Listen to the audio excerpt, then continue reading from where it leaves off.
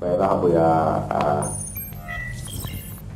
ada beberapa hal ada beberapa hal yang ingin saya tanya sama Bu ya. Ya. Yang pertama, persoalan kehendak Tuhan. Ini kalau kita lihat dari segi etika berakidah. Ini maaf, kalau memang ada aliran Ahlus Sunnah, ada Mu'tazilah, ada Qadariyah, Jabariyah dan lain sebagainya. Dalam persoalan akidah dan lain sebagainya itu berbeda di antara ke semua aliran. Kemudian kita lihat Abuya, setiap sesuatu yang terjadi pada manusia adalah kehendak Tuhan. Ini maaf mungkin agak kurang itu sedikit. Ketika manusia melakukan aktivitas negatif, misalnya dia melakukan perzinahan atau macam-macam, maaf ini Abu ya, apakah itu juga kehendak Tuhan? Ini kalau kita lihat dalam Ahlus Sunnah memang semuanya kehendak Tuhan, tapi dalam Mu'tazilah tidak. Itu hasil usaha manusia sendiri. Itu perlu Mu'tazilah dan aliran-aliran yang lain. Tapi Ahlus Sunnah itu memang juga kehendak Tuhan. Misalnya dosa besar itu juga yang dilakukan semua kehendak Tuhan. Ini dari segi akidah Ahlus Sunnah dan Mu'tazilah, aliran-aliran. Abu ya, ini mohon maaf Abu ya, mungkin agak kurang itu sedikit, artinya kurang dalam percayaan, agak kurang baik. Tapi perlu kita informasikan kepada masyarakat. Demikian Abu ya. Assalamualaikum. Ya, waalaikumsalam. Silakan Abu ya.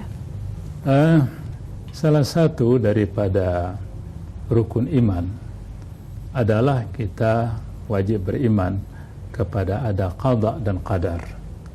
Qada itu adalah ilmu Allah Subhanahu wa taala, di mana dengan ilmu Allah sejak zaman yang tidak ada permulaan, Allah taala sudah menentukan keadaan kita, di mana keadaan kita seperti apa yang adanya sekarang ini.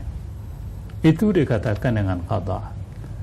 Qada ataupun ketentuan yang sudah ada dalam ilmu Allah, ya, apabila kita lihat kenyataannya pada waktu berlaku qada itu, umpamanya saja bahwasanya Allah Ta'ala menghendaki bahwasanya saya lahir pada tanggal sekian, tahun sekian, itu dalam ilmu Allah. Sampai pada hari sekian, tahun sekian, bulan sekian, ternyatalah itu iradah dan qada daripada Allah. Maka itu dikatakan dengan qadar. Ya. Sekarang seperti apa yang ditanyakan tadi, bahwasanya kita tahu bahwasanya itu qada Allah, bahwasanya itu iradah Allah setelah kejadian.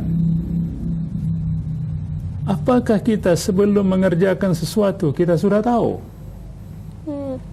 Karena itu maka alangkah tidak wajarnya seorang manusia beragama, ini saya mengerjakan perbuatan mesum ini karena kehendak Allah. Sebelum Anda mengerjakan, Anda tahu bahwasanya itu kehendak Allah.